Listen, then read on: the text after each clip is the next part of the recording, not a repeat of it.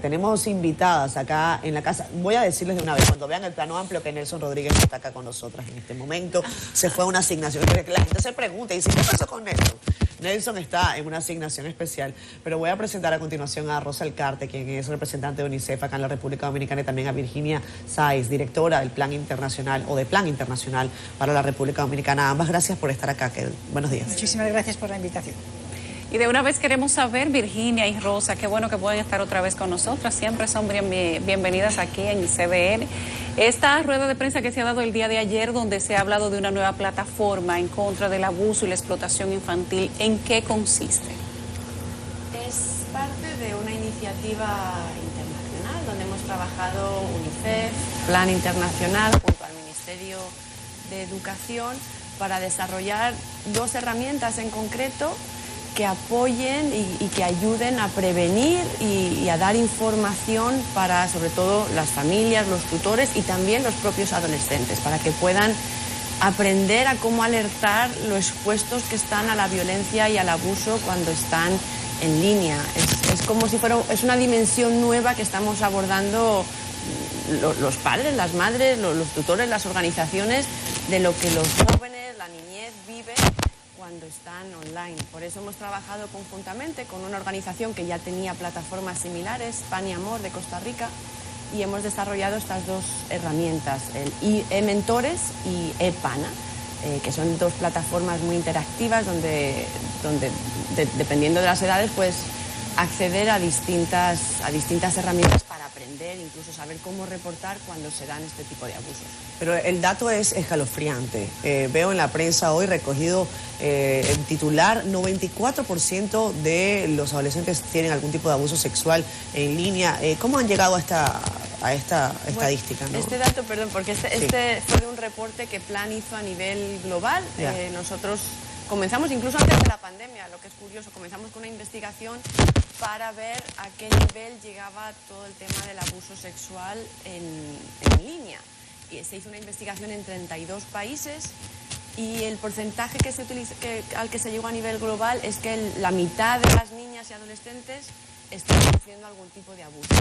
Y ese porcentaje se eleva a un 90% en República Dominicana, lo que quiere decir que dentro de los países, República Dominicana está muy expuesto, las niñas y las adolescentes, a ese tipo de abuso.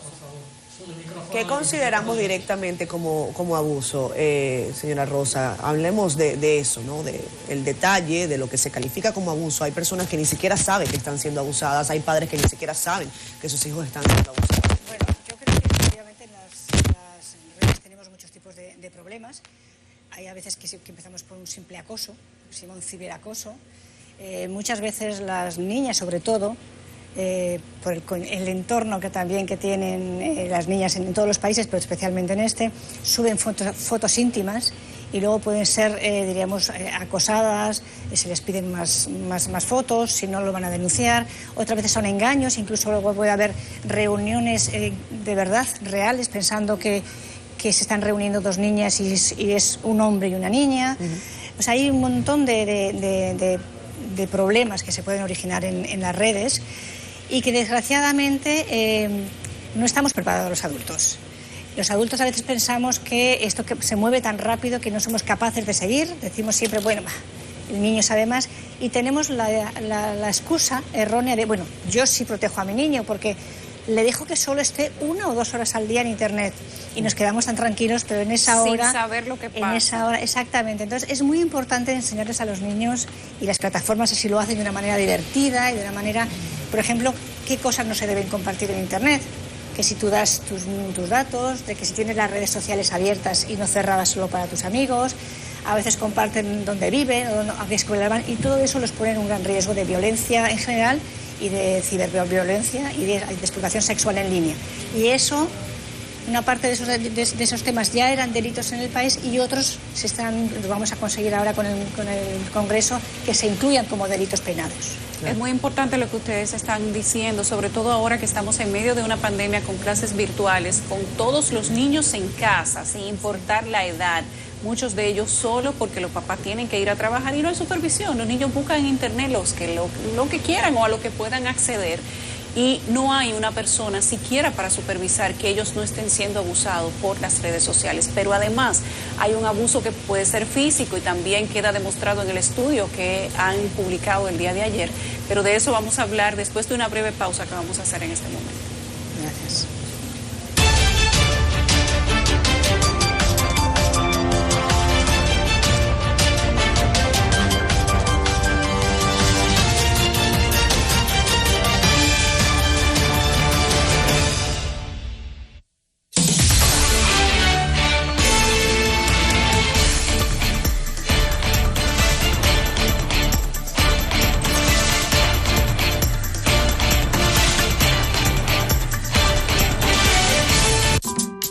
Solo un banco que por 79 años ha crecido junto a ti sabe valorar lo que es preciso valorar. Valoramos la belleza de nuestras playas, igual que la voluntad de Jorge, que ha puesto su granito de arena para que nuestro turismo no se detenga. Valoramos la riqueza de lo que hemos construido, al igual que la voluntad de María Cristina, quien cada día pone manos a la obra. Valoramos la calidad de nuestros recursos naturales, igual que la voluntad de Porfirio, que ha sabido protegerlos y generar nuevas ideas en beneficio del país. Solo con voluntad hemos logrado superar tiempos difíciles. Hemos logrado adaptarnos y reinventarnos. Hemos logrado avanzar y emprender nuevos caminos. Porque la voluntad de seguir adelante es nuestra mayor riqueza. Banreservas, 79 años siendo el banco de los dominicanos. Despierte sus sentidos. Disfrute cada ocasión. Y deleítese en los momentos más románticos durante sus próximas vacaciones. Viva una experiencia extraordinaria en Sanctuary Cap Cana.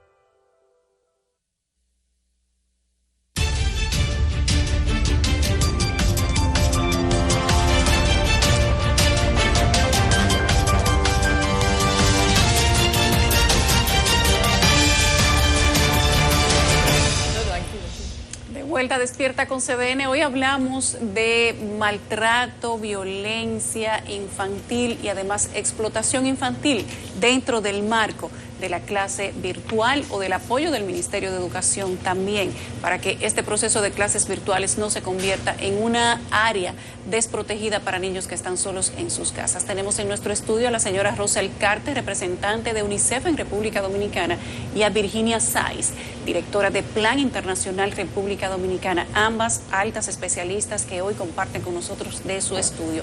Les preguntaba antes de irnos a la pausa, la virtualidad, la pandemia, los niños en casa solos, padres trabajando, ellos conectados a internet o simplemente dedicados a lo que mejor les parezca, porque con clases por televisión no hay manera de supervisar qué niño está y qué niño no. ¿Cómo ha fomentado la pandemia este escenario de maltrato, de explotación, de soledad para los niños? A ver, la pandemia y sobre todo el no estar en las clases ha originado una serie de problemas. El primero, para empezar a comentarlo, es la dificultad del aprendizaje. Nosotros estamos trabajando y vamos a seguir trabajando con el Ministerio de Educación para tener la mejor educación posible no virtual, pero somos absolutamente conscientes que solo eso no sirve. Eso tiene que estar acompañado por clases presenciales. No es lo mismo porque no es interactivo. Los niños aprenden jugando, aprenden discutiendo, aprenden hablando. Entonces, lo primero que estamos viendo es que los niños aprenden menos a leer, a escribir y a hacer operaciones matemáticas sencillas. Y eso es la base de todo. Y en eso ya estábamos bastante mal en el país. Entonces, eso es un problema importante. Pero también, como decías, tenemos todo el resto de los problemas adicionales. Hay un aumento de la ansiedad, hay un aumento del consumo de Internet, hay un aumento de la depresión en los niños. Y luego la escuela no solamente se aprende a sumar y a restar y las matemáticas, etcétera, se aprende a socializar. Nosotros aprendemos a socializar, a relacionarnos con nuestros compañeros en la escuela. Eso está faltando. No sabemos cómo resolver los conflictos con alguien, porque no tenemos con quién ni siquiera hacer conflicto, ¿no?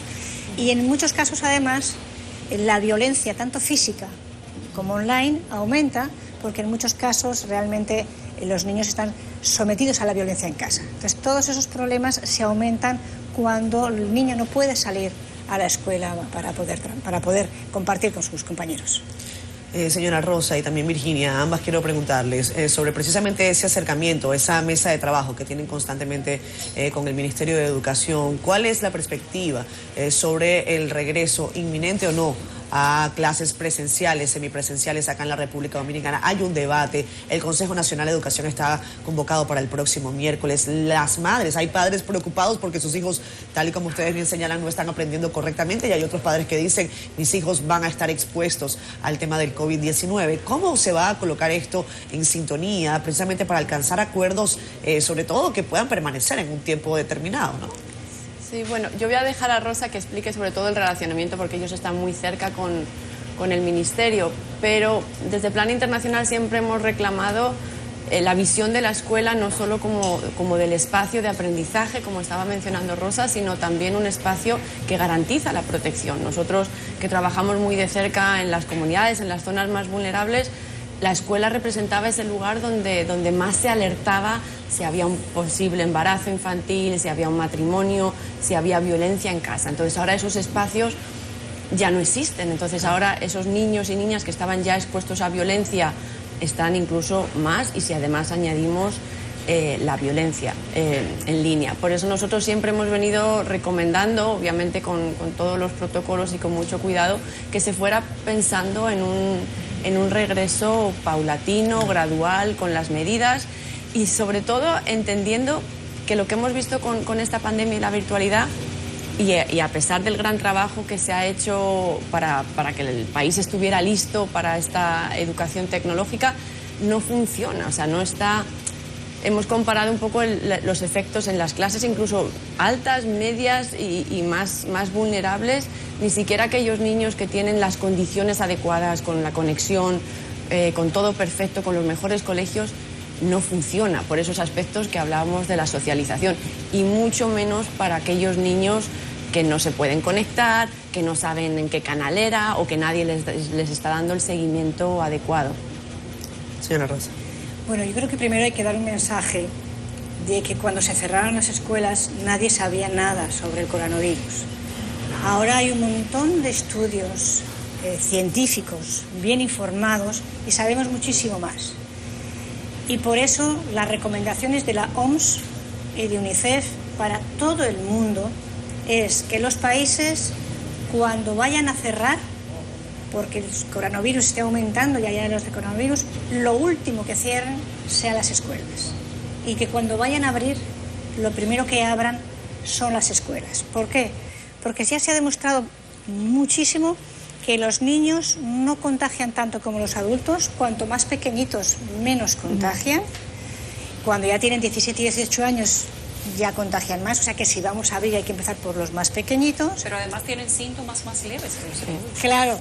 Pero como digo, contagian menos, tienen síntomas, pero además, o sea, tienen síntomas leves, pero además contagian menos. Eso es muy importante. Y además, cuanto más pequeños, más necesario es estar esa socialización para poder aprender. Lo que no hagamos al año, a los 2 años, a los 3 años, esa primera infancia la pierdes irremediablemente. No es como ahora, cuando tienes 14 años que ya recuperarás la clase de matemáticas, no. Pero científicamente está demostrado que los niños contagian menos. También se ha demostrado en las grandes pandemias que está habiendo en los países europeos que el que abran o cierren escuelas no influye en los picos. Y también se ha demostrado que si se siguen los protocolos de riesgo, los profesores tienen un nivel de riesgo igual que el que tiene cualquier otro funcionario como ustedes dos que están aquí presentes ahora, ¿sí? Y están trabajando. Entonces, eso es un tema importante para tenerlo en cuenta. Efectivamente, se ha planteado empezar a trabajar con protocolos entre salud y educación. Justamente esta tarde hay una reunión de esas mesas donde están invitados varios miembros de IDEC, entre ellos UNICEF, para analizar los protocolos. Pero hay que ver cómo se define luego también si vamos a definir o no un nivel epidemiológico. En el resto en Europa, por ejemplo, no se abren las escuelas independientemente del nivel epidemiológico. Si se quiere ver el nivel epidemiológico hay que ver cómo lo medimos. No se puede medir solo por la positividad, hay que medirlo por la incidencia acumulada, el número de casos en los últimos 14 días por 100.000, ¿sí? ¿Qué es lo que está pasando con ese protocolo? estamos empezando a trabajar y concretamente quiero decirles que UNICEF, que ha apoyado al Ministerio durante todo este periodo con las propuestas pedagógicas de los cuadernillos de educación, a partir del cuadernillo 5 vamos a trabajar hasta julio con una propuesta pedagógica que se va a poder usar en clase y en casa. Sí, con unas instrucciones a los profesores diferentes para poder apoyar. O sea, que va a haber una herramienta que va a poder permitir trabajar fuera. No. Ahora, si esperamos a que los profesores se vacunen, para cuando les toque vacunarse, si ponemos la AstraZeneca, la segunda dosis, no te estás inmunizado con una dosis, la segunda dosis hay que ponerla por lo menos 8 semanas después. Y luego hay que esperar 2 semanas a que esté bien, llega a julio y no abrimos antes de julio. Hablemos justamente de eso, de educación. Nosotros podemos poner, por ejemplo, un país que tiene estados federados como Estados Unidos, que una decisión de un estado no necesariamente influye en otra. California, que cerró todo, y Miami o la Florida, que lo abrió todo, tienen el mismo resultado. California, que tenía las escuelas cerradas, los centros comerciales, las tiendas, todo. Y Miami, que no cerró nada, que las escuelas estaban abiertas, los centros comerciales y todo, tienen en cuanto a picos de contagio, cantidad de personas muertas y tema de la economía, prácticamente la misma incidencia, menos en el tema de la economía, que simplemente el que cerró le afectó y al que abrió no le afectó. República Dominicana no tiene estados federados para nosotros poder hacer una comparación, simplemente aquí se cerró y punto.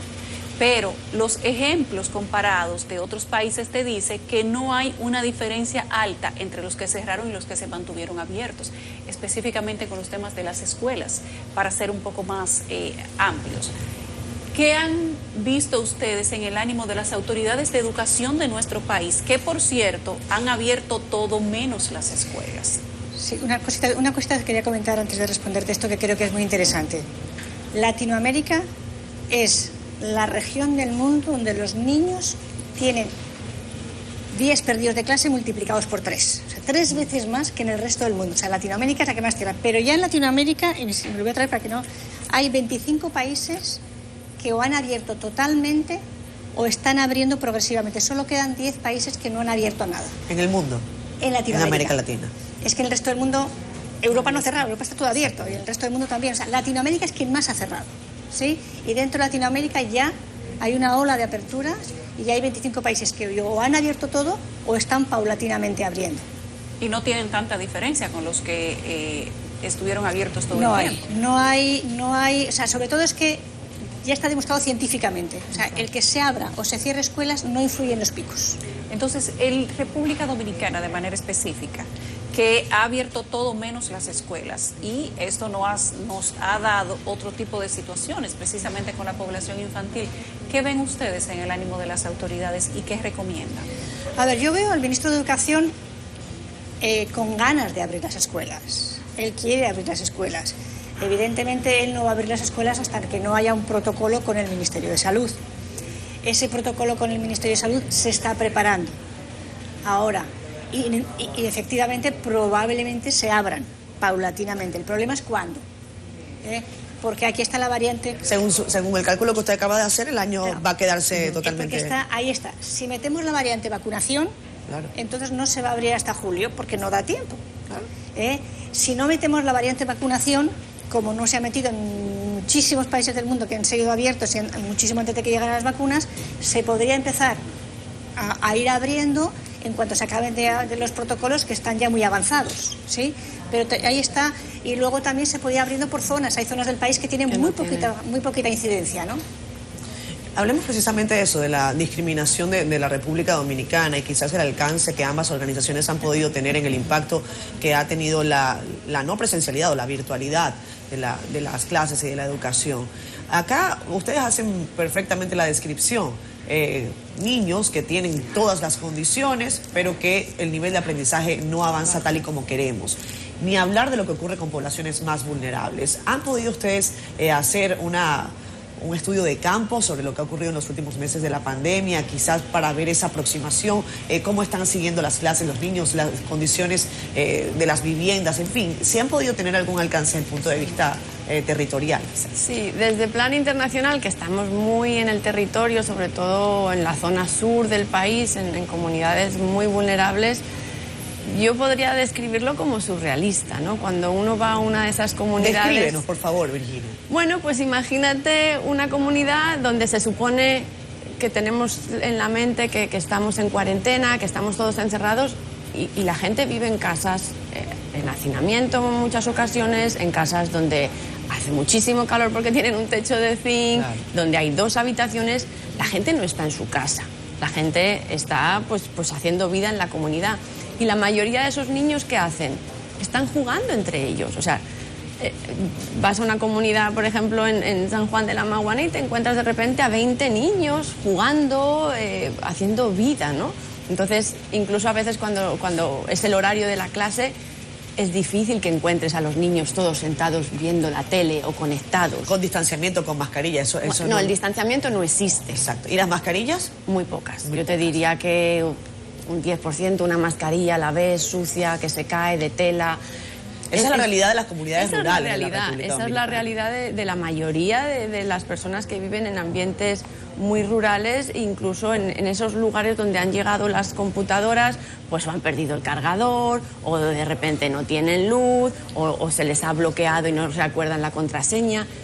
Todas las circunstancias que uno puede enfrentar juntas. Entonces, cuando hablamos de esa virtualidad, realmente estamos viendo que no les está llegando en la medida que... Tú eres generosa cuando dices surreal. Yo diría casi caricaturesco y triste para nuestros niños, ¿no? Porque... Y eso sin hablar del acompañamiento. Muchos, claro, de esos niños están solos en casa. Sí. Y aunque estén acompañados, la mayoría de los adultos no estamos capacitados para hacer ese acompañamiento.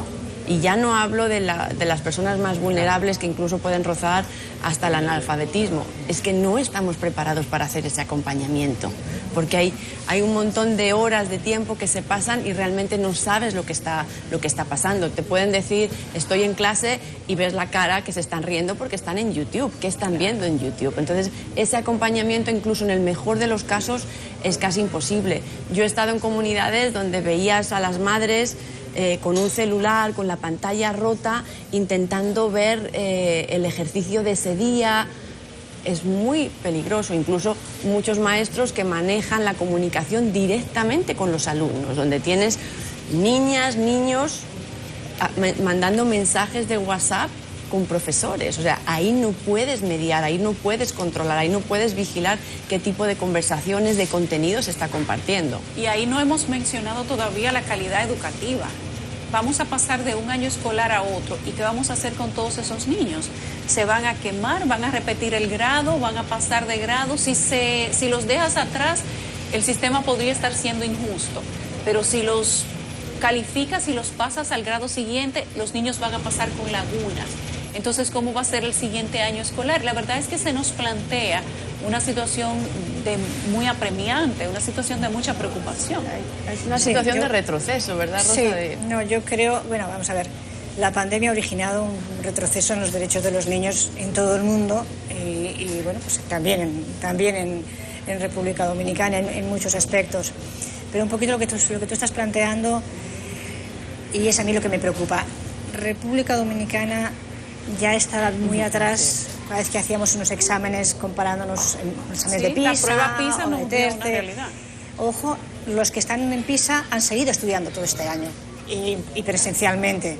Nosotros lo hemos hecho lo mejor posible. Es cierto que el programa se ha diseñado, pues eso, con nuestros cuadernillos para que se haga algo interactivo, con la televisión. Se ha hecho lo mejor que se podía hacer, pero somos conscientes de que no es nunca ni la mitad de bueno que presenciar, ¿sí? Entonces, cuanto más tardemos, más rezago vamos a tener. Más difícil va a ser ponernos igual de lo que estábamos, no mejor. O sea, vamos a tener que hacer un gran proceso de recuperación y no es fácil. Por eso, cuanto antes pudiéramos a tener esas clases que, con ojo, cuando hablamos de volver a clase no es que mañana todo el mundo vuelva a clases. Significa que se inicia un proceso, porque va a haber niños que no van a poder todos estar a la vez en la escuela, van a estar igual dos días sí, 2 no, etcétera. Pero por lo menos ese inicio, ese contacto, eso cuanto antes, porque si no se va a retrasar mucho. ¿Hay condiciones, señora Rosa, con esto concluyo, hay condiciones para volver a la semipresencialidad y en cuánto tiempo recomienda UNICEF? Las condiciones en todas las escuelas no lo sé, pero en varias escuelas sí. Por ejemplo, hablamos del sector privado, ¿no? Hay escuelas del sector privado que llevan preparadas desde hace un montón de meses. Entonces, si esas ya están preparadas, adelante. En el sector público hay muchas escuelas que también cumplen las características. Si el país quiere poner condiciones de contagio, que otros países no lo ponen, pero el país decide ponerlo y es muy autónomo y puede decidirlo, las puede poner. Pero hay zonas del país donde ¿por qué cerramos Pedernales si las condiciones se están dando en Santiago, ¿no? O sea, se puede analizar las zonas geográficas. Igual en alguna zona rural no hay agua, bueno, pues ahí sí que tenemos que trabajar porque agua tiene que haber, ¿no?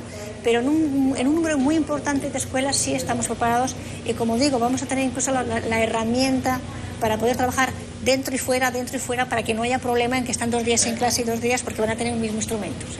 Bien, muchísimas gracias a ambas, Rosa Alcarte y Virginia Sáenz, por habernos acompañado. Este tema se nos queda corto. Casi siempre reflexionar sobre la educación y sobre nuestros niños es una tarea compleja, pero que alguien tiene que hacerla, tenemos que hacerla todos. Y les agradecemos enormemente que en medio de esta agenda complicada y en medio de tantos retos estén acá. Gracias. Hacemos pausa.